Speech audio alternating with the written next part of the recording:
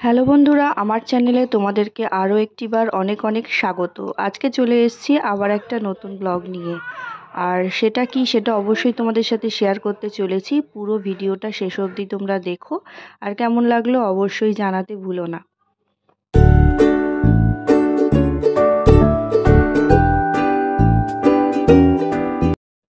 ছেলে হওয়ার পরে সেভাবে কোথাও বেড়াতে যাওয়া হয় না, যেহেতু ও অনেক ছোট, সবে 3 মাস বয়স। তো ওকে নিয়ে কোথাও যাওয়াটা খুব রিস্ক। আর ওয়েদারটাও এখন চেঞ্জ হচ্ছে, তো কোথাও বেরোলে চট করে ওর ঠান্ডা লেগে যেতে পারে। তো ওই জন্য, যেহেতু হাজব্যান্ডের ছুটি ছিল, তো আমরা কাছাকাছিই বেরোলাম একটু ঘুরতে। আমার ঘরের একদম কাছেই আর কি, পাশে বলছি না, কাছেই। তো বিশপস হাউস, মানে আমাদের বারুইপুর ক্যাথেড্রাল, সেখানে আমরা একটু ঘুরতে গেলাম বিকালবেলা। খাওয়া দাওয়ার পরেই বসেছিলাম, ছেলেটা কিছুতেই ঘুমাচ্ছে না। ওই জন্য মনে হলো একটু কাছাকাছি কোথাও ঘুরে আসি চলো। তা আমার হাজব্যান্ড বললো তাহলে চলো বিশপস হাউসেই ঘুরে আসি। তো ঢুকেই দেখলাম একেবারে ফাঁকা, একটা জনমনীষী কিচ্ছু নেই। কিন্তু বেশ ভালো লাগলো আর কি। সবে দুপুরটা পড়েছে, আর হালকা মানে অল্প অল্প ঠান্ডাও ছিল। তো ওই জন্য বাবুকে ফুল স্লিভ জামা কাপড় পরিয়ে আমরা চলে গেলাম সেখানে ঘুরতে। এখানে বিশেষ কিছুই নেই, এটা একটা চার্চ বলা চলে।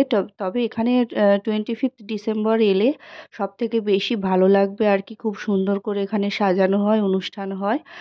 এবছর যেহেতু আমি প্রেগনেন্সির কারণে আসতে পারিনি, নাহলে তোমাদের সাথে সেটাও শেয়ার করতাম। এখানে নানান রকমের ফুল গাছ এখানে বসানো আছে, নানা রকমের ফুল এখানে দেখা যাবে। আর আছে এখানে ফাদার্সদের সমাধি এখানে। এই যে এগুলো দেখতে পাচ্ছ, এগুলো সব সমাধি। তো আমরা এখানেই আজকে ঘুরতে এসেছি। কাছাকাছি সেরকম একটা ভালো ঘোরার জায়গা এখানে নেই, তো সেই জন্যই তোমাদের সাথে এটা শেয়ার করতে এলাম যে আমরা আজকে কোথায় ঘুরতে এসেছি, কী করছি। তো চলো পুরো ভিডিওটা স্কিপ না করে শেষ অবধি দেখো। আর যারা যারা এখন আমার চ্যানেলটা সাবস্ক্রাইব করোনি, তারা সাবস্ক্রাইব করতে ভুলো না।